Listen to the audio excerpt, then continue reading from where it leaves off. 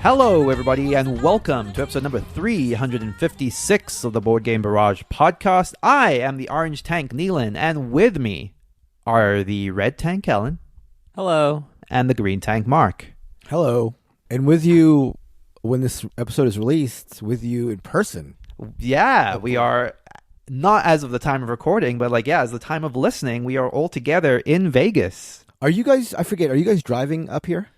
That's the plan, Yes. yeah. Okay, so Tuesday night. we will be all together, assuming you have better luck than I just did a couple hours ago.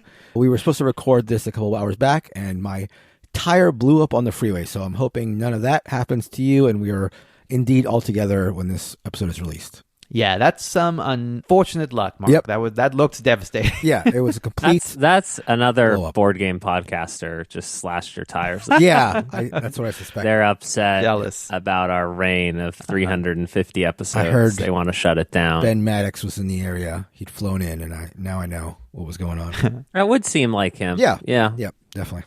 Spicy character, That's right. As Mark said, we are on the road, or they were already, but let's say metaphorically on the road, excited, prepping, anticipating Dice Tower West in Las Vegas. And with that come a whole host of games that we're excited to play with one another. This is one of the few chances a year that the four of us get a chance to just play all the games we've been itching to play with the perfect foursome of board game players. Thank you. Definitely. And Of board game players. of board game players. Yeah. Everything else, notwithstanding. But at least a Just board say game. that really fast. Of board game players.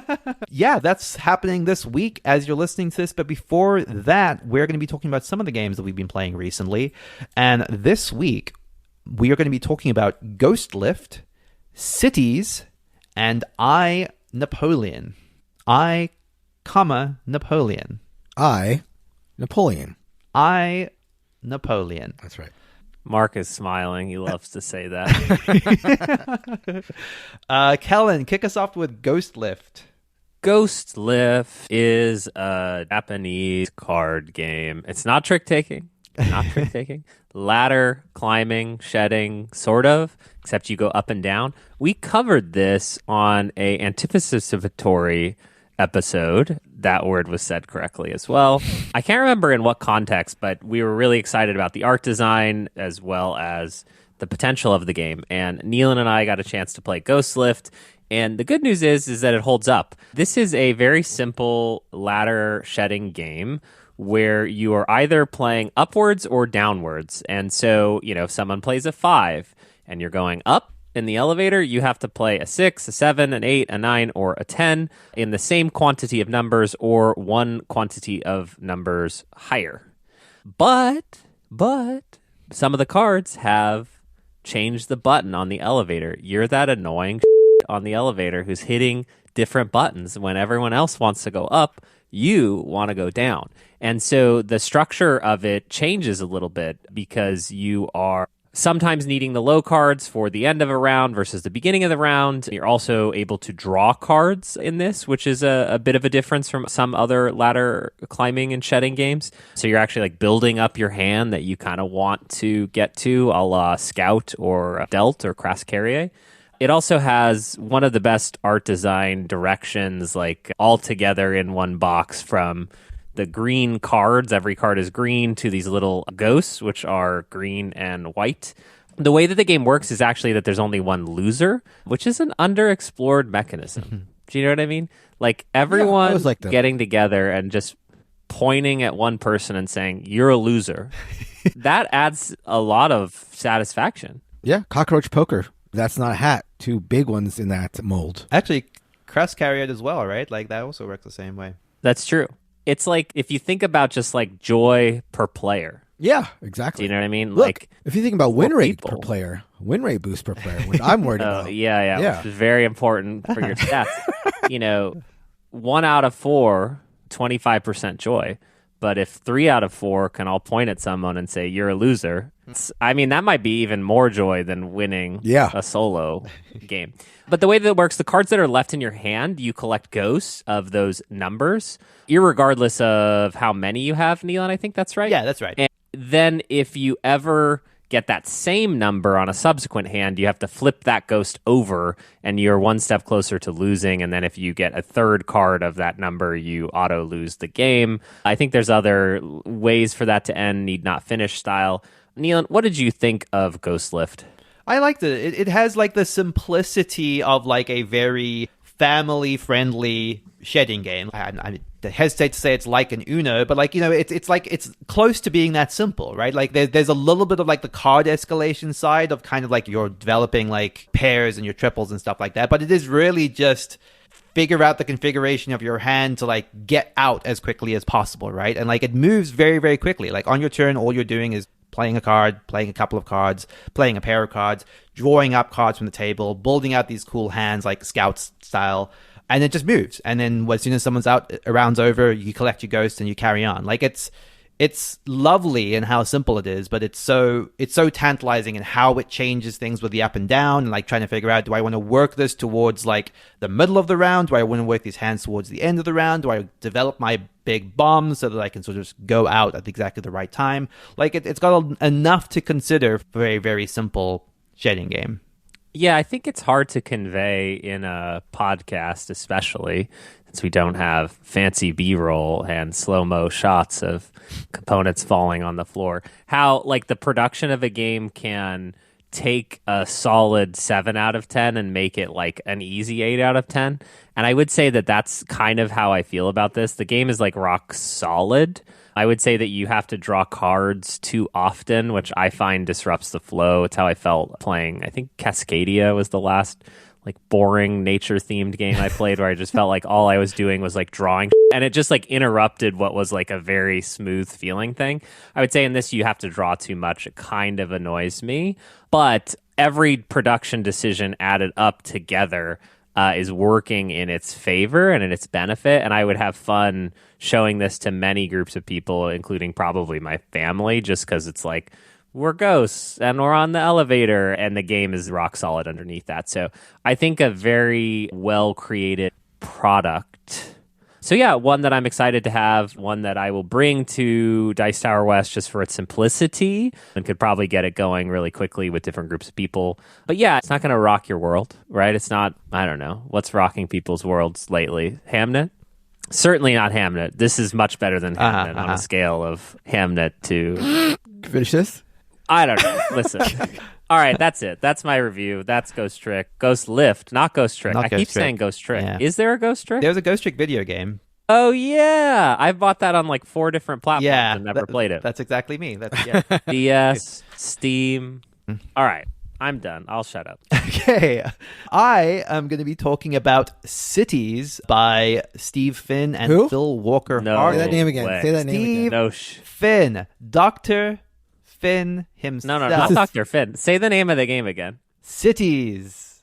Are you kidding me? It's City. That's how you, that's a good game. That's the whole name? That's a how you great know. title right there. What more do you need, Kellen? Do you need like some German town name? Yeah. Cities. It's City. It's de facto. It's like, you know, the Feld collection. They're like naming all the cities, and Phil Walker Harding's like, I got you. One up. Wait, why'd you give that credit to Phil Walker Harding exclusively? Oh, not Dr. Finn? Yeah, well, it's, you know. Well, Dr. Finn, you know, did one good thing with monks 30 years ago, and here we are. Okay, in Cities, what you're doing, this is a relatively simple tile-laying city building game where you're constructing a city that is made up of a 3x5 grid of tiles, but each of these tiles is broken up into this little 2x2 grid, right? So those tiles have some combination of building squares, park squares, or water squares on them. The building squares come in a different variety of colors, and what you're doing in every round of the game is this, and this is the part that I think is the heart of the game, the thing I quite like the most, is the system where you're effectively sort of choosing what one of 4 different options you want to take from. But they're all very enticing. So to break that down, on the board you have a row of objective cards. And these are going to be ways that you can score based off of your city. So one might say, score a point at the end of the game for every park space that your city is made up of. Or there's other objectives that might be based on the water or the number of buildings you have, or have a building of height 3, for example. So that's the objective card row. The second row that you can choose from might just be the tiles themselves that you're going to put into your city. The third row is going to be features that go onto the grass, that go onto the water, that go onto the city tiles. That will give you points, whether you have uniques in your parks, uniques in your water, or just statues that go into your city. And then finally, the bottom row is a set of different building pieces that go onto your city squares in order to build these buildings of varying heights. But the idea is when it's your turn, you're going to choose one of those things to take from one of those rows. So there's obviously going to be something that's very enticing to you in each of these rows potentially, and these rows actually do get strictly worse, or at the very least strictly different. Like if you're the one that takes the last one, you're going to be left with a little slightly weaker little grab bag of pieces.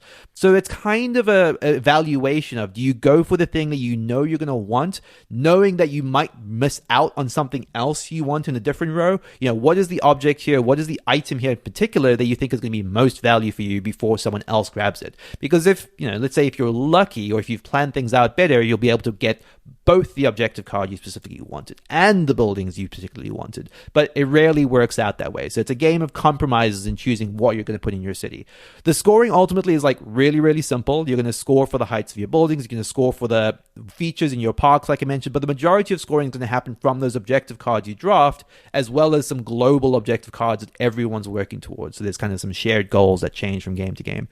But overall, a really, really simple game. I would almost say maybe too simple to a fault. I like this core system of sort of drafting your actions. That just feels very bitey. It feels very interactive. For a game that is otherwise quite, you know, you're just doing your own thing, there is that kind of interesting playing off of other players and trying to evaluate, what do I think Kellen is going to take? Can I get that before he gets it, for example? Can I still go back for my second choice if I take that before Kellen? So there's interesting stuff there, but it still kind of feels a little bit like you're kind of building your own little city in isolation. I like this. It's got this nice elegance and simplicity that I think Dr. Finn and Phil Walker Harding are known for. It didn't really set my world on fire, but it's good. It's good and competent. And what more could you ask for from a city building game? Once you reach those heights of good and competent, exactly. What more could you strive for? I've played this a couple times, and yeah, I will say that I think for like a family weight game, like a light family weight game, it does the job. I think it's probably fairly simple to teach with people who aren't accustomed to board games, modern board games. That said, I really got bored of this game pretty quick. I played this in person, but also it's on BGA. And although I'm not anywhere near like a proficient at it, I don't know if this is a game that lends itself to being proficient and really good at it because of the sort of the luck of things in a lot of ways. I just found myself really tiring of it after a few plays. But alternatively, like if I had people over who wanted to play something that was a little more complicated than, you know, the very, very easiest of games, it would be something that I feel like I could probably reach for. Yeah, I mean, what I like about this genre is like you tend to have like a really broad spectrum of options, and like, you know, this is not quite as simple as like a King Domino.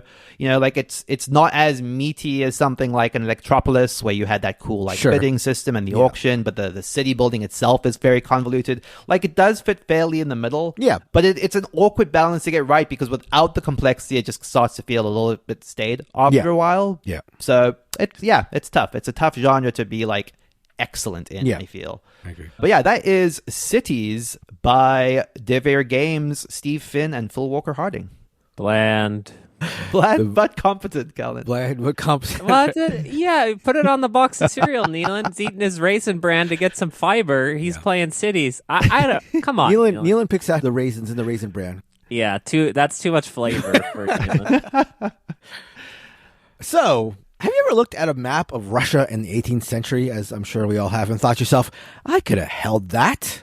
If so, then I, Napoleon by GMT Games is your chance to prove that. So this is a game designed by Ted Racier, again published by GMT, and while it's certainly a war game, it is quite unique on its take on the genre. This certainly isn't a stodgy sort of typical hex and counter style game that you might be envisioning when you hear the term war game. Instead, it's a solo, historical, almost role-playing experience. Oh my! Almost. God. This is the Calm follow down, up. relax. This is the follow up to Mr. President, but now you get to be Napoleon. Actually, yeah, you're onto something there. Anyhow, so a role playing esque experience. Look, is Kellen ever going to play I Napoleon? Everybody knows the answer is no. So disregard anything he says about this. Anyhow, so you got a massive deck of cards that represents your life, in this case, the life of Napoleon, going from a lowly artillery officer to potentially the emperor of all of Europe. So for those of you not plugged into the war game genre of board games, and for all my talk, I must admit, I myself I'm only weekly, so there are a ton of, as you might have guessed, Napoleonic games on the market. Most Napoleon or Napoleonic-based games focus on a single battle or a specific campaign. I, Napoleon, on the other hand, zooms out. You are managing the career and, to a large extent, the life of Napoleon. And in doing so, the game is divided into 3 distinct lives. So you're going to begin as a young Corsican officer in 1793. During this phase of the game, your goal isn't necessarily just to win the battles that you'll be encountering, but to survive and thrive and sort of move ahead. You're going to attempt to make your way through these 3 distinct tiered decks representing the different phases of Napoleon's life, from a commander to first consul, and if you're fortunate, emperor. Of course, you might not be fortunate, and you might not reach the throne and get to that 3rd phase. A couple of bad breaks, and you can find yourself guillotined before you even meet Josephine, for example. So there's a lot of ways that the game can go. So the way that it generally works is each turn of the game, you are going to draw a minimum of 5 cards, and then there's a sort of, not push your luck, but randomization mechanic where you are going to, after you draw the initial 5 cards, every time you draw a card, you are going to decide if it gives you a choice. Some cards don't give you a choice, and you must act on whatever it says, but some cards will give you a choice, and you'll be making those choices. And then once you get to the 6th potential draw, you'll roll a die. At first, it's like a die roll, but 1 lets you draw another card, and then you can keep going up to drawing a total of 12 cards. But to draw the 12th card, you must roll, I think, higher than an 8 on a 12-sided die. So there is a luck factor in that, where you don't know how many resources, how many events you're going to encounter based on the roll of the dice. As you draw these cards, you're going to be acting on what they say. You're going to be placing them on this lovely map. In fact, the game itself, the art has classic paintings, so it's very evocative of the time. I found the board itself to be quite lush and quite evocative of the era. But you're going to be playing the cards into a couple different areas. There's going to be an area representing Napoleon's family, so you're going to put the cards that represent wives and mistresses and family members in that area. There is an area for the wars, where you're going to put like the different campaigns, the commanders that come up that you can utilize. The strategy and tactics cards will go in a separate area. And then there'll be cards that represent events or different characters in the life of Napoleon. And again, you'll deal with those as you get them in trying to win the game. And this is a game where, and this is a slight drawback for me, there is no like necessary win condition. You're after a resource called glory, and so you're trying to achieve as much glory as you can. So it's sort of like a high score thing, but there is a threshold where you are sort of assumed to have won the game. Alternatively, there's a bunch of ways you can lose. You can, again, die in combat. You can die as a result of political action. You can die of an accident if things go especially poorly.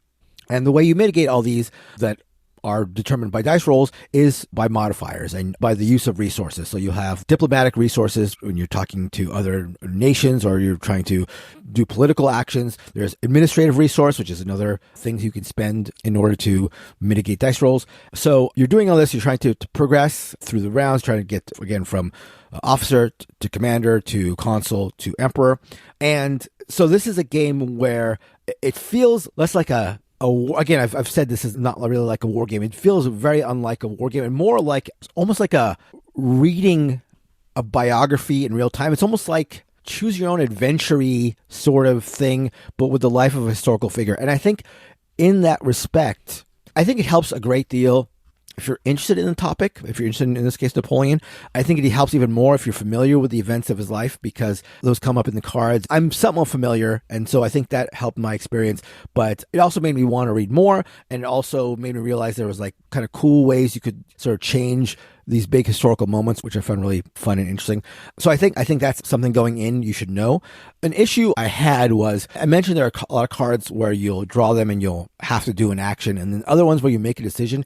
I feel like this game is sort of overall a little liked on the decision making. There are plenty of decisions to make. It does feel like a game. It does not feel like you're going down necessarily like a railed experience. But I wish there was a little bit more. I wish there's a little more. And I guess if you want to have somebody like experience a historical figure's life, you kind of have to have it in rails. It felt, again, just a little bit too much for me in that respect. I know that this is the first game in what is hoped to be a series. Like, I think there's like an I, George Washington, I, Elizabeth, I, FDR in the works. And I think there's even an expansion for this, which I have not played, a recent expansion that just came out for I, Napoleon, which maybe introduces more of that. I know that has been a sort of a criticism of the game where people have wanted a little more decision making, a little more like potential ways to go. All that being said, I think if you are into the Napoleonic age or Napoleon as a historical figure, or like the idea of this like narrative war game without having to like move plastic pieces around and whatever, this is a game that I would very strongly recommend for those in that particular niche. Very, very interesting, very, very different, and a game that I'm definitely happy to have played. And I'm looking forward very much to other titles should they come in this series. So that is I, Napoleon by Ted Rasier and published by GMT Game. This potentially seems like... Sorry, Kellen, go ahead. No. You probably have a happier comment. Oh, perfect.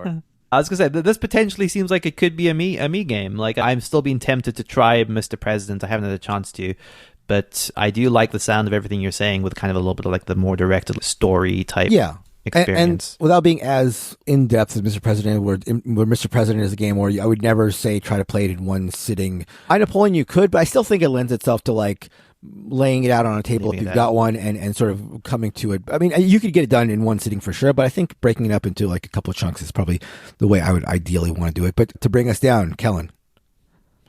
No. Okay. Not bring us down. It's like you said, it's like almost a choose your own adventure. Yeah. It's light on decision making. It's more role playing-esque. How much of your enjoyment of this is like, I want to understand Napoleon better, or the context around Napoleon? That's a good question. I will say that, like, for example, I actually, this is a good question. Like, I don't know how much of a history buff you are.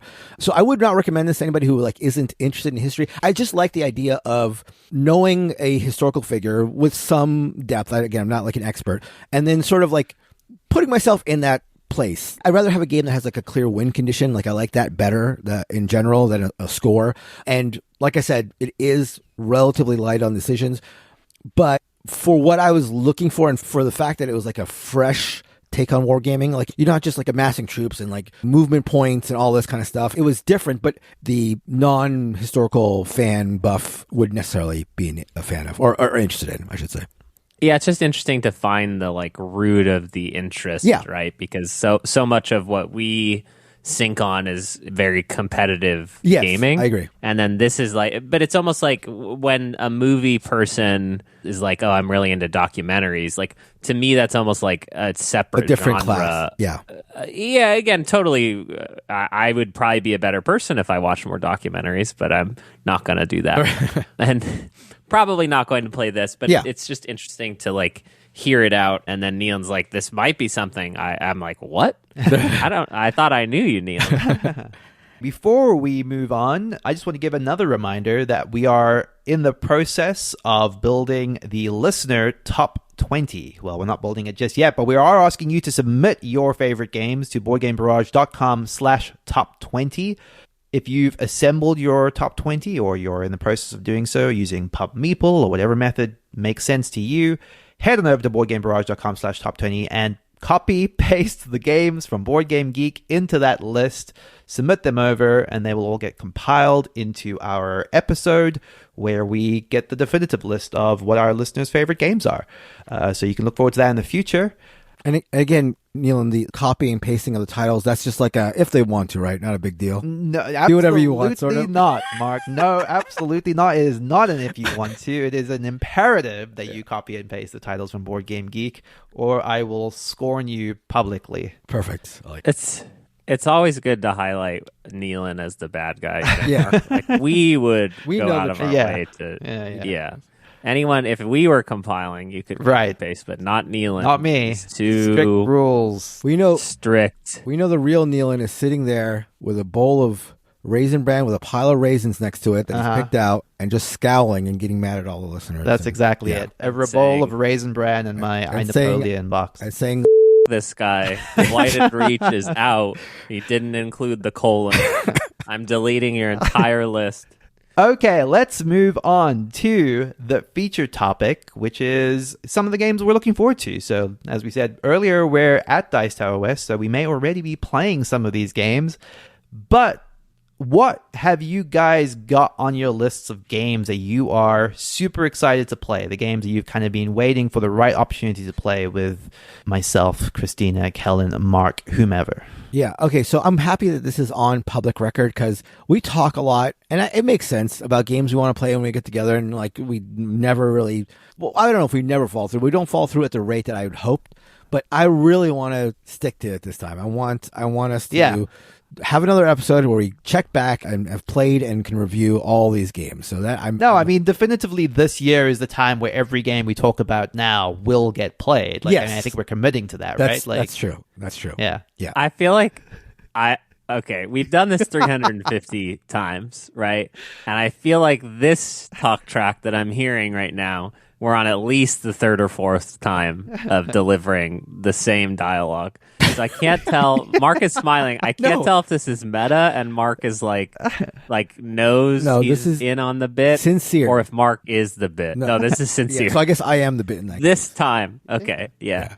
Okay, why don't we kick it off with Mark? Then? Yeah. Okay. So first off, I have to start off by saying I'm very excited that I guess tomorrow when listeners are hearing this, assuming they hear it on the day that it comes out, we're going to be having the game night at my house. And as the listeners have requested, this was not my idea, we are going to be doing a Biblios tournament.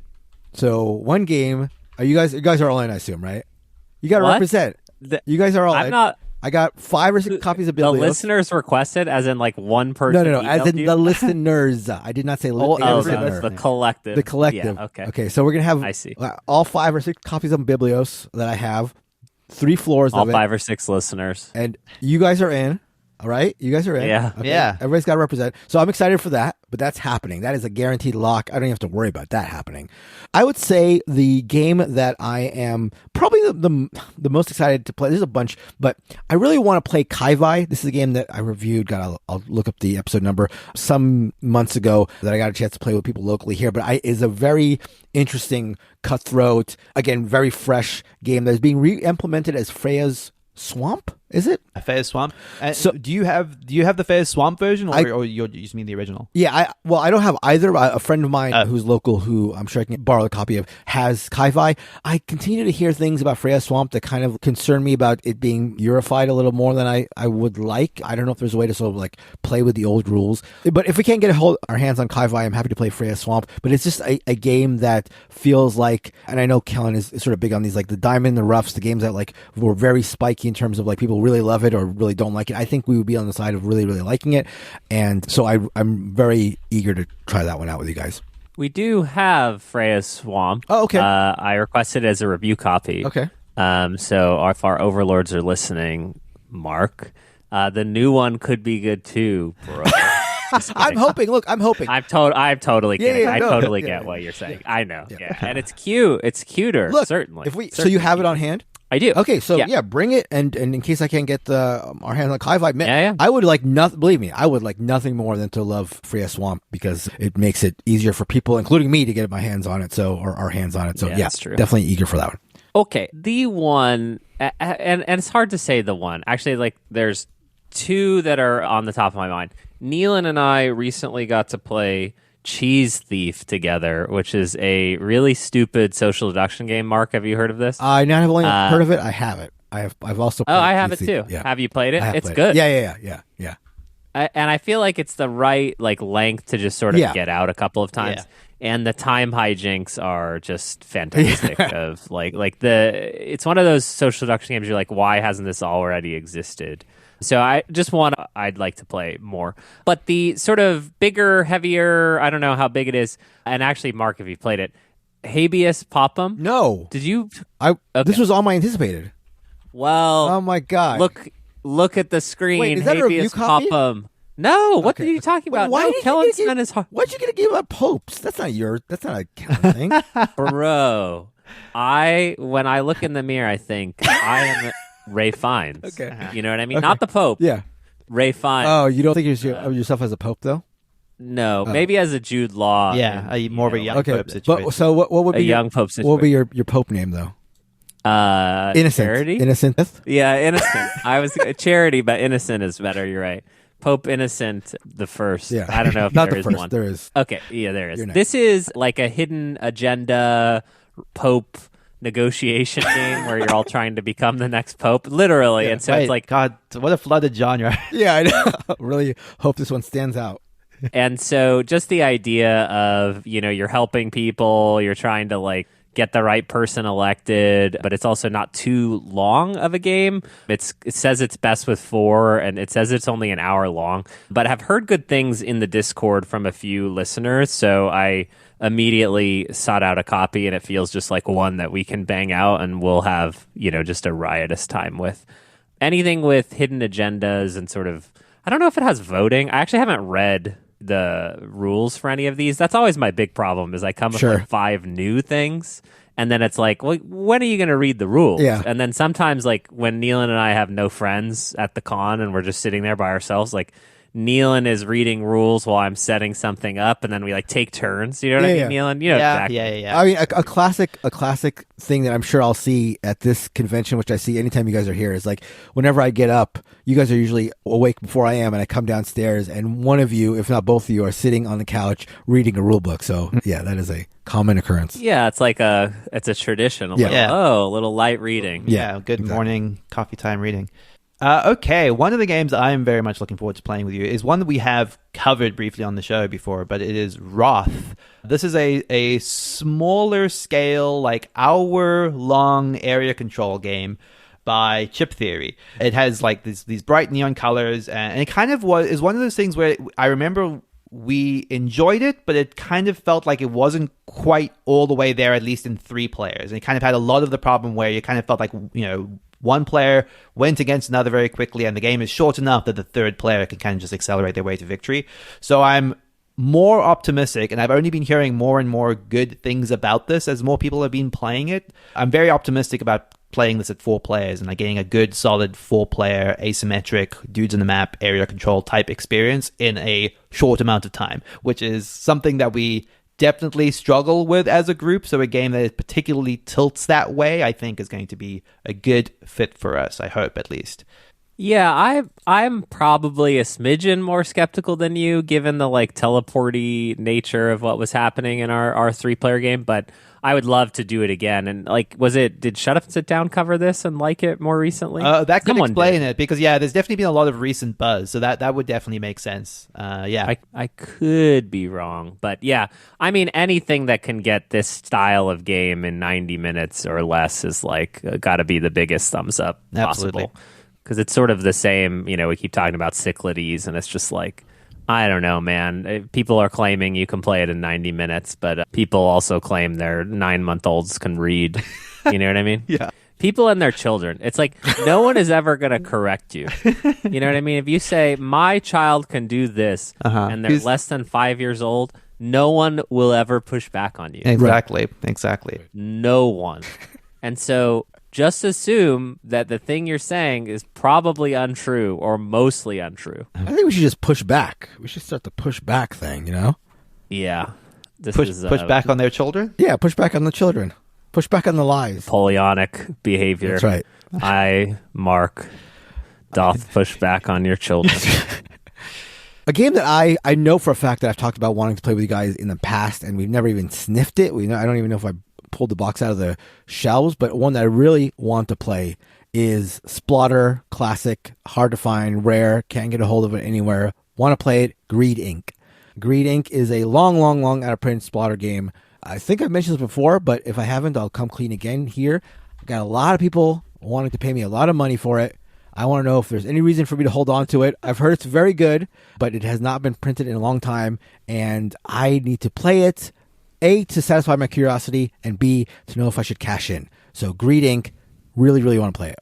Yeah, it's funny how, like, on the splatter front, I haven't played, like, Antiquity, and I would love to try that one, but I also would love to try this for the theme. Yeah. It's like, you could not pay me to play Horseless Carriage. Sure. I don't know why, like, I actually I genuinely don't know why, because I like all splatter games, but there's sort of just this, like, no when I look at it. I get you it. know what It's I mean? like it's a different feeling. Like Greed Inc. and Food Chain Magnate, they have like a different sort of like sense to them. Horseless Carriage almost feels a little bit like a little less splottery, I think, to me. I haven't not even played it, so I don't even know, but that's the sense I get from afar.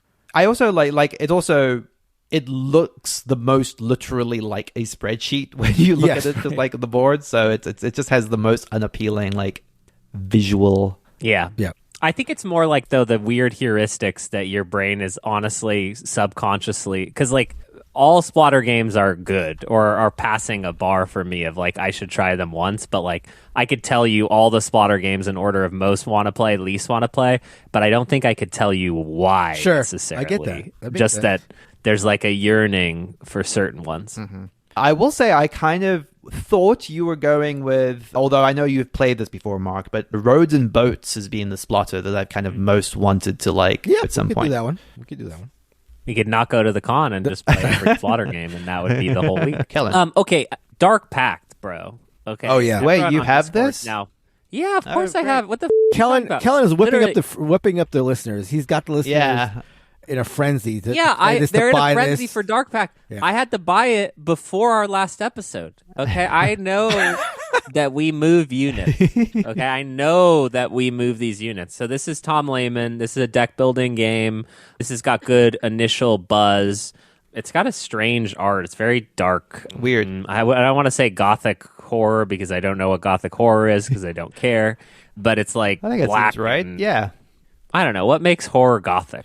When it has that kind of, I mean, literally the aesthetic like on the cover there, like with that, the curves and the twists and the kind of like goats and the Germanic style, the font, you can tell Gothic horror. You can tell by the font. Kellen, actually, I would what do you say, feel quite about this? specifically. I know you're backing it. I know that, again, you got the listeners whipped up. But look, what do you think about this box here? Strikes me as a not Kellen box at all.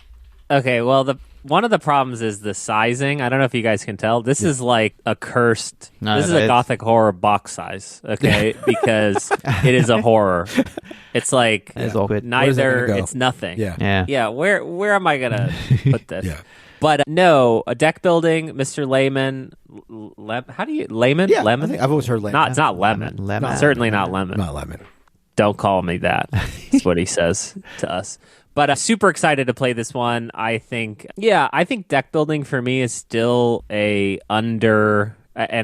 know what I'm saying, underutilized mechanism. I don't know if it's underutilized, but there's got to be a bigger winner somewhere in here. It can't all be Dominion and Tyrants of the Underdark and then all the other games that copy them. So it's like, could this be it? Could he have cracked the code? You know who needs to do a deck building game? Who do you think?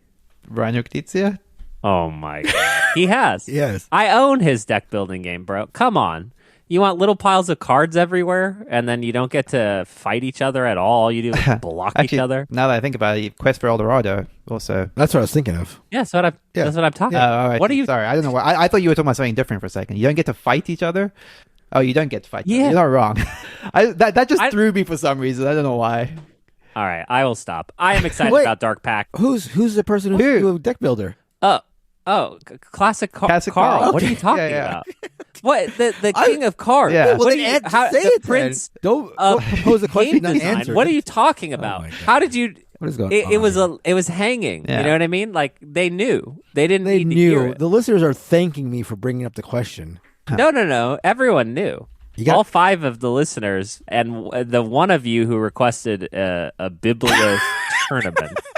Please turn the podcast off, and the 4 of you can continue and show up at the night. Okay, one of the games I'm excited to play with the 4 of you, except we will have to wrangle a 5th for this, is Secret Tribe. Oh, we're doing this? We absolutely should, yeah. Did you do one? I can't remember where we netted out. You have done I one? did or you did one. Like a demo? Well, yeah. So real quick, the word I was looking for was Jubentia. I did do one of these at PAX the last time I was there. This is a popular style of Chinese murder mystery type game, and this company has sort of done a boxed version of these. They've done a few of them now. Secret Tribe is one I've been holding on to for the right time, and the right time is with the four of you plus one fifth person who's yet to be discovered. But otherwise, we're going to do a little murder mystery game where we each have a sort of a role to play. I don't think it's necessarily a role-playing thing, but it's kind of like a social deduction thing mixed with a constructed story. And it was so neat and novel, the one I did in person, that I think we all get a kick out of this. Yeah, we got to do this. This has to be. We have to do it. Yeah. Have to do it. 100%. How long is it? Like a couple hours? It's probably 2 hours at most, it would be my guess. Yeah, we got to get that done for sure. Okay, another game that I like to play, and I don't know if Kellen has a copy of this, but this is like one of the hotter games out there, so we may have to actually go to the convention and see if we can get a copy of it, if it's even available. I so desperately want to have whatever you're about to say, like the anticipation, I'm just like I think well, we'll see. It's Eternal Decks. I have a copy. Nice. Have you played it a bunch of times? I have not played it a bunch of times. Okay. I've played it 2 or 3 times. Okay. But there's also like there's like intro game, then second game, then scenario. So I don't know if it's one of those ones where like you haven't even played the game if you haven't played the last one. Sure. But it's very weird, man. Yeah. It's very weird. Yeah, I've heard so much about it that if you could bring a copy of that, I would love to play that. I will move it to the pile right now. Okay. Ladies and gentlemen, he's literally going from one pile. He's picked up a game. Look at that. How did I even have... That's like... Perfect. Yeah. That was within arm's length. It was like it was planned, which it was not, to be clear. We have the new meta that Mark taught me, I think, last year, where you don't cut off the string from the top of the box. You're doing it. Great. I hate this. And some... Is it Neelan? Yeah, someone was like, what the hell are you doing? It could be. You just cut the... So now the lid looks like it's sealed, and it's protection. Yeah. This is a sleeve for my lid. That's, yeah, you missed this your sleeve. meta... Neelan, Neelan, why? Yeah. This is sleeving your games. It's not, the ultimate sleeve. It barely fits, but, I'm used to it. Yeah. I just prefer unsleeved. That's where I'm at. Yeah. You rascal. Okay. Phil Walker Harding made a poker game called All In. I don't know if it's good. It has cool art. I'm excited to try it. This is more in the filler length when I'm like, what can I know that I can get played? All In. Phil Walker Harding plus poker. The gang is hot. Phil Walker Harding is hot. He made Cities. Ever heard of You may have heard of, yeah. Is it cooperative or am I misremembering? I do not think it is. Okay. I hope it is not, but it could be. They don't put that symbol on the outside of the box. They don't say. And then the other one that I'm so torn, okay? Because A Study in Emerald 2nd edition, one of my favorite games, okay? Mark graciously got me the OG Study in Emerald, which is even more it's rare and expensive. And it sits on the shelf. We have not played it. I really want to play it. And what have we found but A Study in Emerald 3rd edition, which is now called Cthulhu Dark Providence. And they say that this is like a bridge between 1st edition and 2nd edition. Okay. So weirder than 2nd edition, but not all the way to weird. Yeah. Okay. So, and it's also hotter, right? People have heard of this, Mark, because it came out this century. That's really interesting, because as someone that is kind of torn on whether they prefer 1st or 2nd edition, like something that is maybe sort of halfway between the two might be just right. But I don't know. It's also, they took out the theme of the story that it was based on. Yeah. Is it because we canceled him? Yeah, I think Lovecraft is Mr. Neil? definitely on the down. No. Still Lovecraft. Oh no, It's sorry. Neil Gaiman. No, sorry. You're right. That Neil Gaiman specific. I'd forgotten. Of course. Yeah. That has to be it. They wanted to dissociate from Neil Gaiman. But I don't know. And it's also, I think I don't have a great track record with the designer that came in to change this up. I always feel bad. When it's like a company, I feel totally fine. When it's like a person, not for me. Though people love Travis Chance's games. Path of Light and Shadow, super popular. But Rune Nation, a game that I feel like we all collectively didn't like. I just don't know that I get the sensibilities. And there's 2 or 3 other ones that I've done. All Manner of Evil. So yeah, would play it. would feel bad for Mark, and Mark hasn't said a word since I started this, so I think would feel bad for me. Why? Well, because you graciously gifted. It's the same thing. I also have an infamous traffic that I'm just like, oh my God, Mark is a generous man, and I just like leave it on the shelf like an. That's fine. That's fine. I don't mind. Something else small that I'm itching to play, although we will have to find someone that isn't Kellen to play this with us. So forget everything I said about the ideal foursome of board gamers. Robo Rally Dice, a offspin of Robo I will Rally. play this. Come You on. hate programming games. You've said that so many times. Okay, look, I'm happy to play this with you. To be clear, I'm not looking to replace you, Kellen. Did you play it? I haven't played it yet. No. But I adore Robo Rally. So, Mark, imagine this, okay? We're going to a friend's birthday party. It's at a bar. It's at a bar, right? And we're all here having a good time. Christina's excited. Nealon's just like, I'm going to bust out Robo Rally Dice, the game that I haven't punched or read the rulebook. Listen. Can you believe that you would try this? It arrived half an hour before that. Genuinely. So I was like, is there a world where it's even remotely possible that I could learn and play this? No. And it wasn't. There was no world. There was no world. Yeah, your half an hour argument, Neil, and I don't know why you think that strengthens your position. No, I just mean that was the reason it wasn't learned and punched. That's all I mean by it. You know, sure. Like the world that I sort of had shown up, like prepared to play it, I think was somewhat more plausible, but yeah. No, okay. I'm doing Nealon dirty here, but you did me dirty last time. This was at a board game bar. Oh, okay. So that's the missing content. Sure. Right. I was just trying to set you up, Nealon. Like it's like a movie theater. Right. You're just like, let's play Robo Rally Dice. This out. Like, yeah, we could just play it on the chairs next to us. But no, yeah, this is a, you know, as the name implies, a dice version that takes Robo Rally, which is a famously too long game, and, you know, condensed it down to something presumably punchier. So excited to try that. That is Robo Rally Dice. And I think that is going to do it for like a brief taste of the stuff that we're looking forward and hoping to play, although we will be playing all 9 of these games and presumably many more. What do you think the number is we're going to land on of the 9? Of the 9? Yeah. 4. Yeah, of course Kellen's going to go under half. Yeah. Mark, you and I all the way 9. We can do this. My genuine number is 7. We got to get to 7. Okay, at least 7. We got to get to 7. Okay. But there's something in there, the pessimist, the optimist, the realist. That's right. Figure out who's who based on those numbers.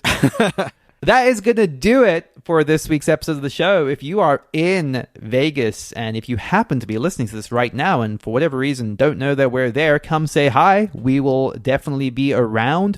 I hope you're having a great time. If you're at Dice Tower West, if you're not, sorry you couldn't make it. Hopefully you'll be able to come around next year. We will see you there or elsewhere or otherwise. You can always hang out with us in our Discord at boardgamebarrage.com/Discord. If you haven't submitted your top 20, head on over to boardgamebarrage.com/top20. Otherwise, thank you for listening. Thank you to Heart Society for our intro and outro music. What's on your mind, kid? Goodbye, everybody. Goodbye. Bye-bye.